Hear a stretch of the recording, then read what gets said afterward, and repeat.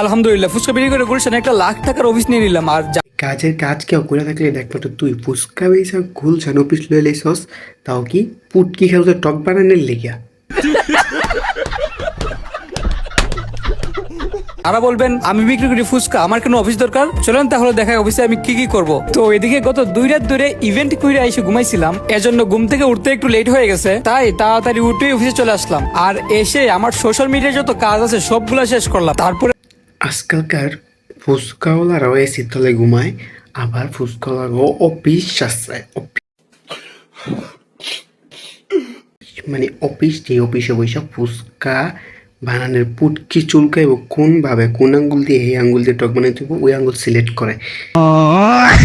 মানে ফুচকাওয়ালারও social media account থাকে, ফুচকাওয়ালা blog করে। বাংলাদেশে মানে মোবাইলে ক্যামেরা অন করলেই ব্লগার আর ভাইরাল। बात तो सही है। এবার আমার ভিডিও ভাইরাল নেই, খানকির গুলো সাবস্ক্রাইব কর সবটি।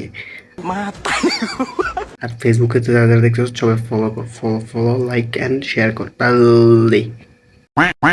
জন্য সব কাজ করা লাগতেছে, ইনশাল্লাহ কয়েকদিনের ভিতরেই সবকিছু সেটআপ দিয়ে দিব। আর মূলত এই অফিসটা নেওয়ার কারণ হচ্ছে যেহেতু আমার অনেক সময় ক্লায়েন্টের সাথে মিটিং করা লাগে এজন্য। আর এদিকে ভাইয়ের কাছ থেকে আমি একটু টিপস নিতেছিলাম যে কিভাবে আমি আমার কস্টিংটা কমাইতে পারি। তো ভাই আমাকে খুব দারুণ দারুণ আইডিয়া দিল কয়েকটি, আশা করি এটি আমার অনেক হেল্প হবে। তারপরে অফিস থেকে বের হয়ে রাতে আসছি। আজকালকার ফুচকা খাইতে গেল মিটিং করে ফুচকা খাইতে হইব, মানে 1.5 ঘন্টা ফুচকুলা লগে কথা কইতে হইব। আপনি কি ভাই আছেন, আপনি কি ফুচকা বেচবেন,